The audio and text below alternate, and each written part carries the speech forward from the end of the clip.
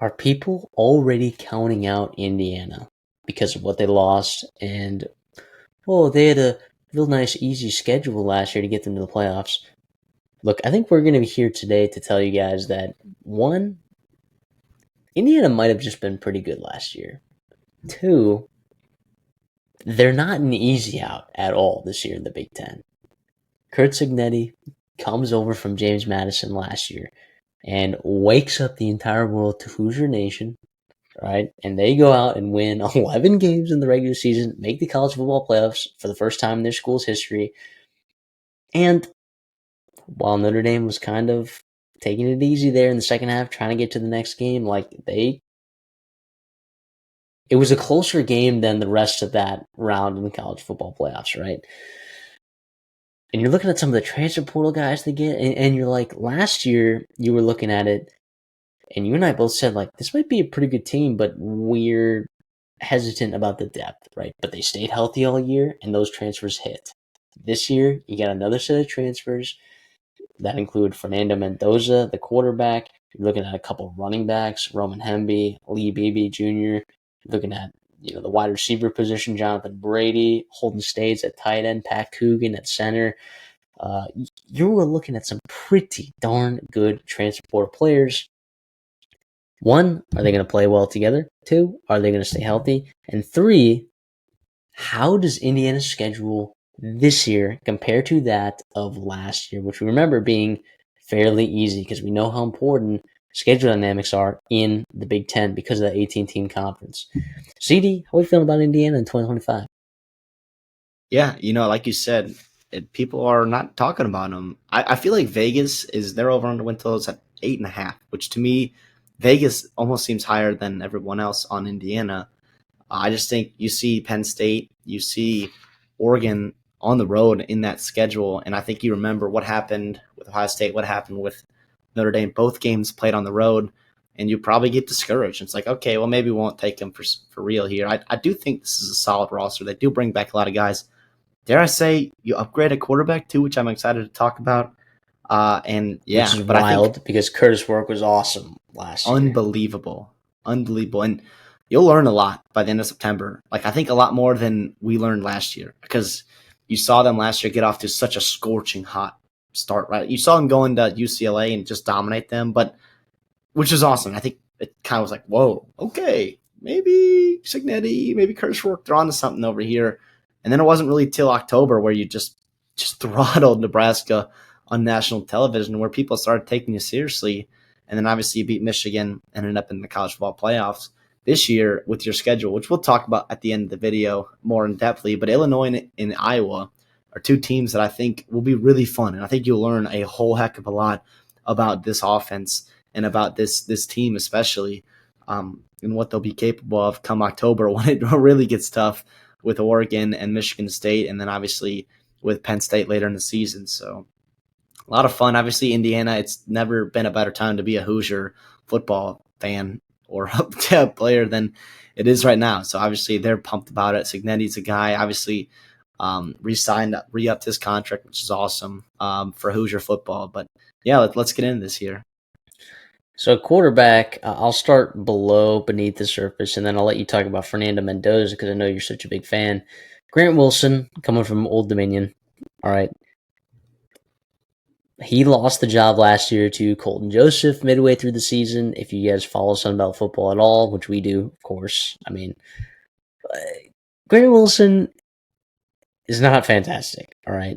And Fernando Mendoza's brother, Alberto Mendoza, is also on this team. It would have been nice if you saw Tyler Cherry, was the 4-star recruit that they flipped from Duke on this roster, but he's going to miss the season with an injury. What I'm trying to say, all right, is that if Mendoza goes down, it's sort of DEFCON 5, all right, in terms of like what you got behind. Like Grant Wilson is not very good, okay, but it's only such a steep drop off because Mendoza is that good. So, CD, what is it that we like about Fernando Mendoza? Well, what I thought was awesome last year is he proved that he could win like kind of by himself, like, in terms of without a running game. This was a Cal team that we talked about last year. I was a little bit higher on in terms of what they could do, and their win total didn't quite get there. They were so close. Was not necessarily on Mendoza. that running game really struggled. Some of those wide receivers, a lot of those wide receivers were in and out of the lineup, and he just kind of made it all work. They had him throwing the ball almost 35 times a game. Obviously, like the burden that was placed on his shoulder with that offense and Cal, I think was awesome for his development, and to like just put it on you and like see how it goes. He only threw 6 interceptions. Yes, he took a whole heck of a lot of sacks, 41 to put a number on it, but that was part of his offensive line, part of his scheme, and also part of him playing superhero ball. I think he dials it back a little bit at Indiana in terms of what's placed upon him, in terms of like elevating everyone around him. He's going to have really good weapons on the outside. We think the first team, like the starters on the offensive line, are going to be pretty darn good. You're excited about some of the transfers you bring over to fill some key players that are missing, and obviously the tight end too. The tight end spot that could be really fun for Fernando Mendoza to use, and he was familiar with having a good tight end in Jack Menzies, a guy that ended up over at Texas, right? And Yep. so that's a lot of fun. But yeah, Mendoza's a guy that I think got a lot of buzz in the offseason, deservingly so. He was one of the highest rated transfer portal quarterbacks. I feel like the pitter patter has kind of quieted out on him, and you're starting to hear more of a loud drum beat for the Ohio State kid, the Washington kid, Aiden Childs at Michigan State, some SEC young guys, and we're kind of forgetting about this 6'5" beauty of a quarterback in Fernando Mendoza. I think he's gonna be awesome. Indiana fans, I'm sure you're pumped about him. I think you hit it out of the park with Curtis Rourke. Like, he was everything you wanted and better. 7th round draft pick, so good for you. Even on like playing hurt, he had the ACL injury, he had the hand injury, and he was just such a rock for you. And here's Fernando Mendoza, a little bit younger. I think the upside is a little bit higher in terms of NFL draft, in terms of like every throw he can make and all that stuff. So yeah, enjoy the year you have of Mendoza, because he's probably headed to the NFL. But boy, oh boy, would you appreciate that if you get one and done from him? That means he's had a pretty good year. I think that, obviously Cal's wide receiver room was very banged up last year, but I think in terms of talent at the skill position level, like, it's pretty comparable, right? Like what he had at Cal and like what he's getting here at Indiana. Plus at the wide receiver position, Jonathan Brady's coming over with him from Cal. But we'll start the running back room. I mean, you lose Tyson Lawton and Justice Ellison, but you still have some really talented backs. Roman Hemby is a transfer from Maryland who was really solid for them, just not in a great system, not lots of talent around him. He'll for sure have a better offensive line to play behind him there. Lee Beebe Jr. from UAB was also playing behind, some good offensive line pieces, but not in a great offense, not a great system, not a great coach. Question mark? Are we qualified to say that? I don't know. Well, I'm just going to bring it up. And then Kalen Black, who was there last year, who knows the system, who was very effective when he ran the ball. So you're going to have 3 guys that you like a lot, and those guys are going to be just fine. It's the wide receiver room where you lose Keshawn Williams and Miles Price. Those are your question marks. Like, who's going to be those number 2, number 3? But to me, it's obvious, right? Elijah Surratt, comes over from JMU, and he is your immediate number 1 last year. He will be your number 1 again this year. He's so good. But Omar Cooper, he was a giant big play guy. Whenever you needed him, it was 40-yard touchdown, 50-yard touchdown, whatever. He's probably going to be your number 2 guy. Mekhi Jackson is another guy coming over from App State who was really solid for them. Jonathan Brady, EJ Williams Jr., and who knows like what kind of freshmen are going to step up. It's unfortunate that Tyler Morris is banged up from Michigan. He's not going to be participating in the way that you wish he would be participating in, but that's a good group. And then Holden Stays at tight end, who was a highly rated recruit at Notre Dame, then transferring to Tennessee, and then now he's here in Indiana. Nowakowski from Wisconsin. I mean, these skill positions, CD, are just as good as what Mendoza had at Cal, if not better, in my opinion. Yeah, I mean, the best ability is availability, right? So these guys will be healthy coming in season. Hopefully that stays that way. Yeah, but Sarrett's also the guy. And then, you talked about Cooper stepping into that potential number 2 role. I also, Mekhi Jackson coming over from App State, a guy that was playing alongside Joey Aguilar, who's Mr. Tennessee, right? Or starting quarterback for the Tennessee Volunteers there. There's talent, and they did a good job replenishing what was left there. Obviously, Tyler Morris would have been a really fun piece to add in there if he did, get healthy, or if he was healthy in this fall. But obviously, hopefully, we'll see him back next year, nice and strong. But Sarrett's a guy that's like a legit number one kind of receiver in the Big Ten. I would love to see him take even just a little bit more of a step. It would be so awesome. You're talking about 1,000 yards, 60 receptions, something like that. But we've also seen Mendoza not afraid to, spread the ball around, spread the wealth. And obviously Signetti, Shanahan, those guys do a good job of putting people in spots to get open and be players. So yeah, it's good. It's a fun group. It's a really fun offense, man. Oh man, if this offensive line can stay healthy, we can really maximize it and be a legit top quarter offense, in the Big Ten. Yeah, and you're not number 2 in the country in points per game and 6th in the country in rushing touchdowns without running behind an offensive line that, we talked about it. We're like, okay, we think we like these pieces, but there's zero depth. All right, last year we're like, there's no depth. All right, these guys got to stay healthy. So they do stay healthy, and they make the playoffs last year. Of course, they lose 2 guys, but you bring in some nice Pat Coogan to bring in at center, like a guy with legit starting experience at high level. Yeah, let's go. Sign me up. Not to mention, you get Carter Smith back, Drew Evans, Bray Lynch, and then at that other tackle position, like, is it going to be Mikulski? Is it going to be Khalil Benson? Right? Beyond that, I'm not sure how much you like the depth at this offensive line. Kind of like last year. We were like, these guys better stay healthy. And of course, like we have said, they did. But that is a position that I worry about, right? But you did talk about CD.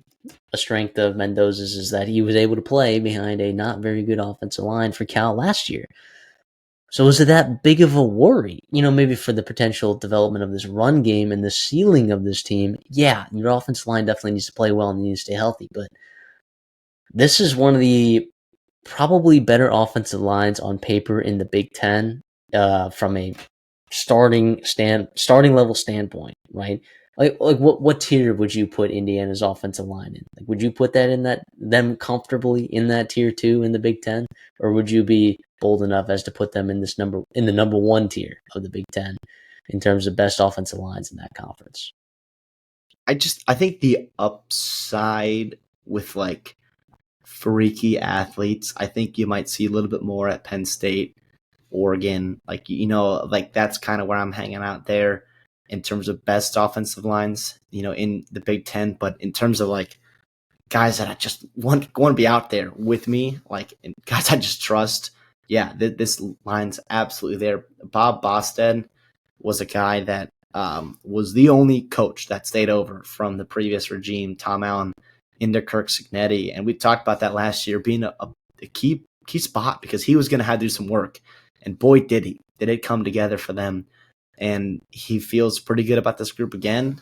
Obviously, you bring in some transfers. Pat Coogan, most notably, to replace legend, Hoosier legend, Mike Caddick. So we'll see how that transition, it will probably be a downgrade, but I think it'll be very, very serviceable in terms of what you'll get from Coogan and kind of bringing this line together. But yeah, I'm with, I think with Mendoza and the running game, yeah, like you're going to want a good offensive line, more so to keep Mendoza healthy.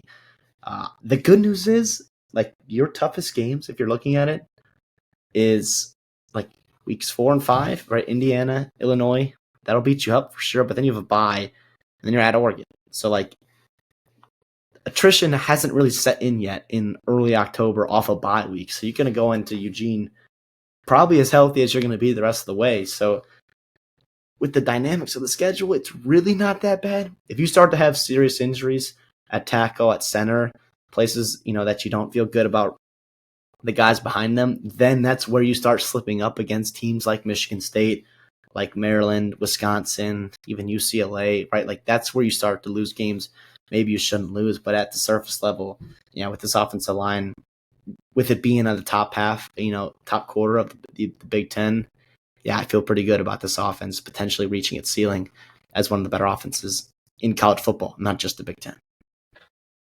On the defensive line, I mean, Kamara, Tucker, studs. All right, we can say that.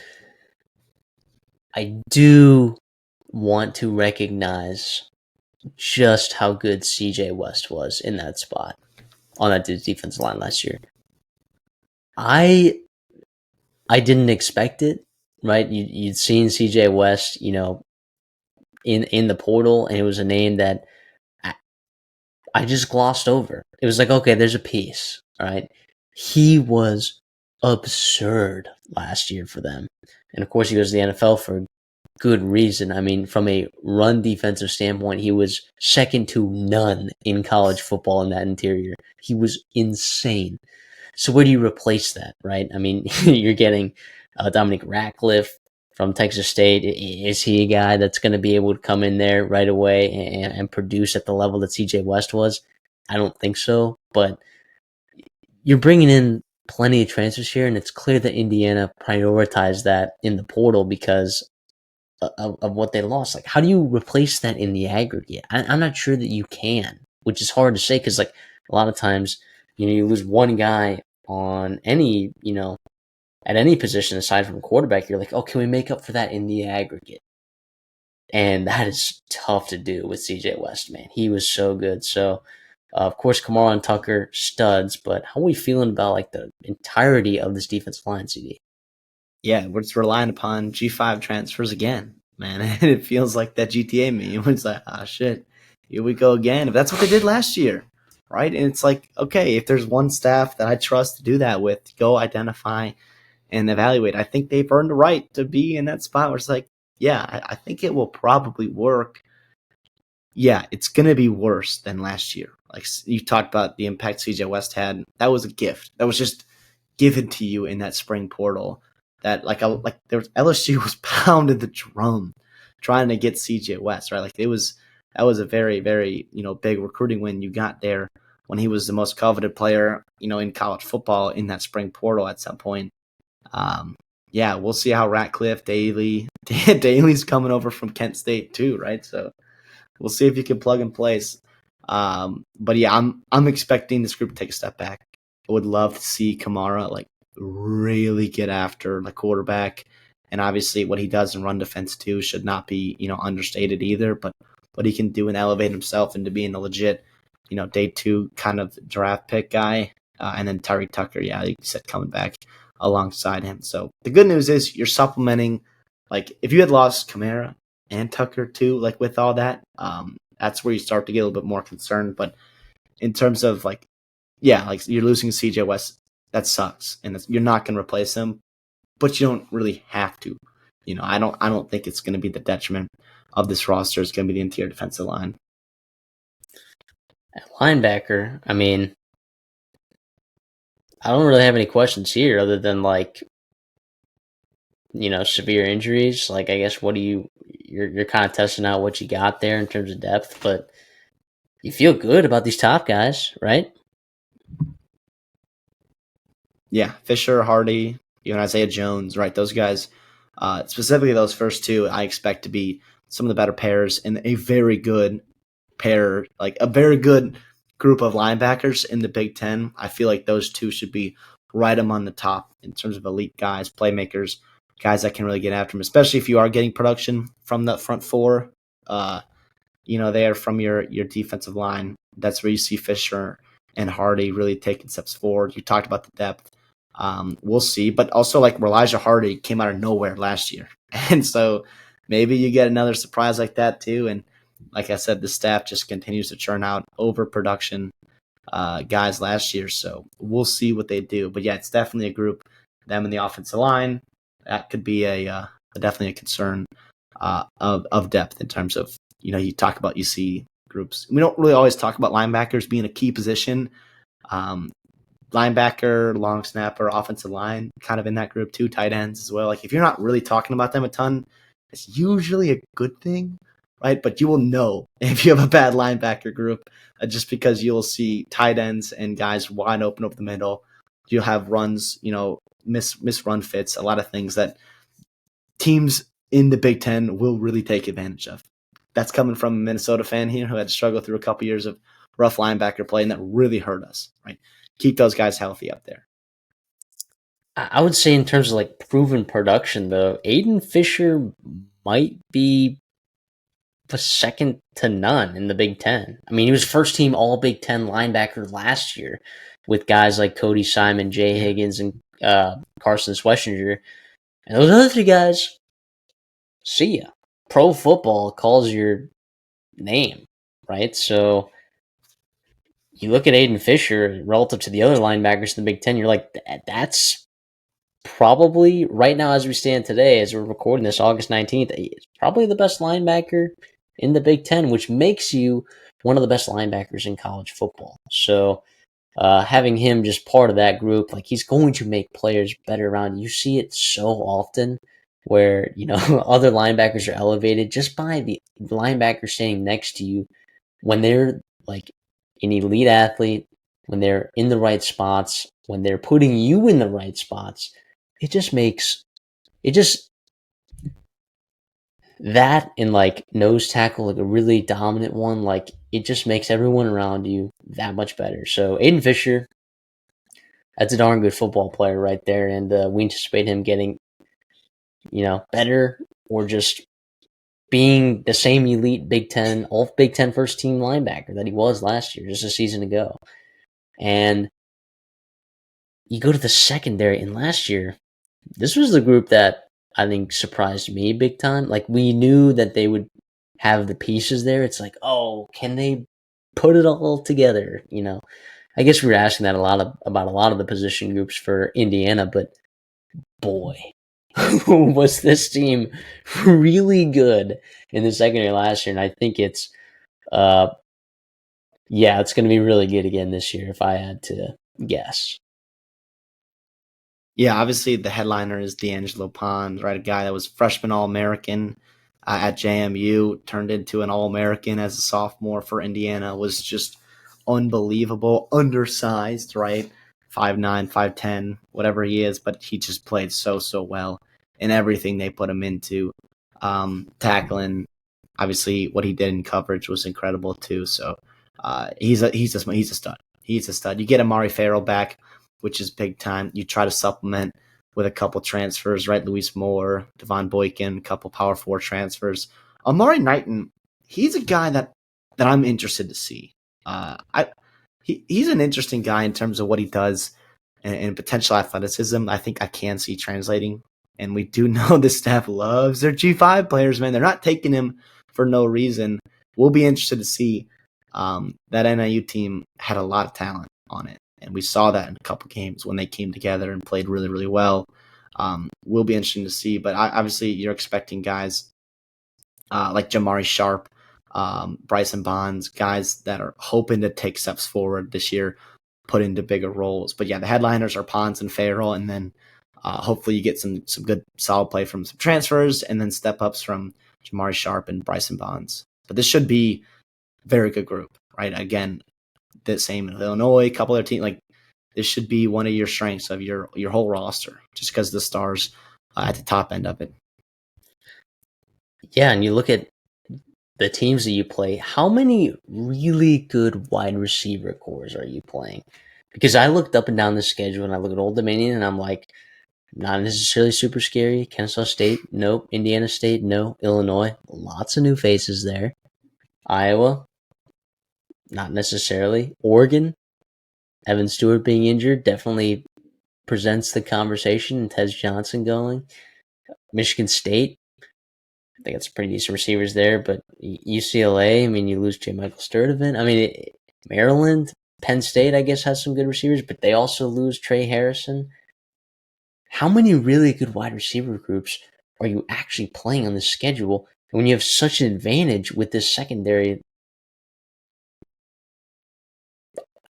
I think like when you're going to be able to get a lead against some of these teams, I think that's going to be a huge advantage for them with their offensive line and their tandem of running backs, as well as their secondary being able to keep these wide receiver rooms in check. Kind of like what they did last year. I mean, they just smothered teams. I mean, they would get up early. right, with some explosive plays from that offense. And then they would just pound the ball and let their secondary go to work, and their lead pass rushers too, because you also get Kamara back as well. This is an interesting team that I think plays really well into the strengths of, its own skill sets, but also the strengths of and weaknesses of its opponents, down the stretch. And I can totally understand why this win total is at 8.5 the way that it is. I'll still lean under, and we've been talking so highly about Indiana. It's like this could be a playoff team. All right. I'll say it. It could be a playoff team. I really worry about the depth. It is not every season that you come out unscathed the way that you did. And it wasn't unscathed, right? Because Curtis Rourke was like banged up, but you didn't really know that until after the season. And you're like, oh my gosh, what a gutsy season from Curtis Rourke.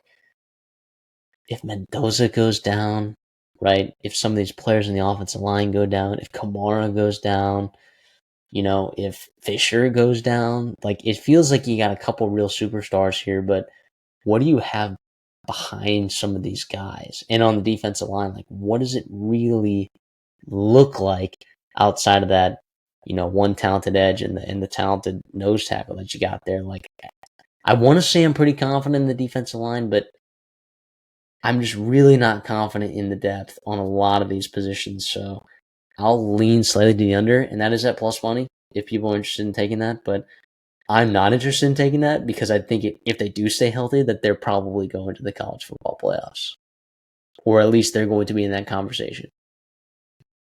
Yeah, absolutely. And the other thing too about that is, like Cignetti, he made it look easy last year, bringing over a bunch of his buddies from JMU and the Sun Belt and other G5 schools, and they just hit on a bunch of guys.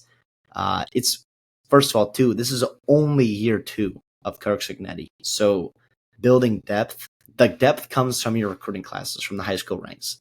That's where that comes from. So he's only really had one signing class to have and they're going to be true freshmen, and a couple of them I know are popping off, in camp, potentially giving you some depth in the defensive back room, but that's not realistic in terms of key positions of championship teams.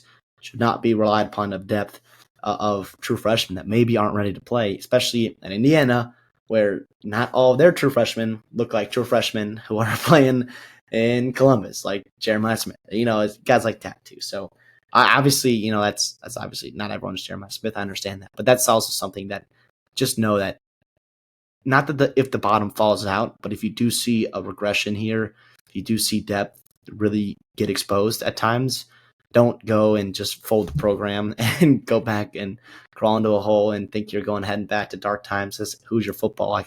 It's going to take time. He will eventually build a very deep football team. I have no doubt about his roster construction. It's just that might be where it's at. With that being said, yeah, I'm going to be on the under. I think the two most obviously the 8.5, the two most common things I really see them is 8-4, 9-3. And I really have a hard time seeing more or less than that. I think in terms of obviously bearing drastic injuries, I'm not going to count for that necessarily, but assuming most of the guys stay healthy, yes, you have some wear and tear here and there. I don't feel a wide range of outcomes just because I do think you have at Penn State, at Oregon, those are going to be really tough games to win. And then I do think you have talent to be a tier above that tier below you in the Big Ten. I love talking about the Big Ten in tiers because I think it's so much more valuable to talk about this conference more than any other conference in tiers because of the parity from the top to the bottom and how that middle shakes out. Congratulations, Indiana. You are not in that middle. You're not below that middle. You are on the upper side of that middle now. It feels great, doesn't it? Enjoy that, right? So I think Illinois and Iowa, 2 games I've circled at the beginning of this, that's where you need to look at. You're going to know a whole heck of a lot about this team in September. And boy, oh boy, if you are 5-0 going into Oregon, you bet your balls that Oregon in Eugene, that's going to be college game day. It's probably going to be freaking big noon kickoff. So that sucks for all of us. But you know what? That sucks for Oregon, man. Eugene, it's going to be 10 a.m. there. Okay, I digress. But anyway, 9 a.m. there. Anyways, I'm getting ahead of myself. But yeah, that's where you're looking at. If obviously the upside hits here, and if you're 5-0, like yeah, you talked about college football playoff is staring at you right there. So good luck to Indiana this year. Be a lot of fun to watch.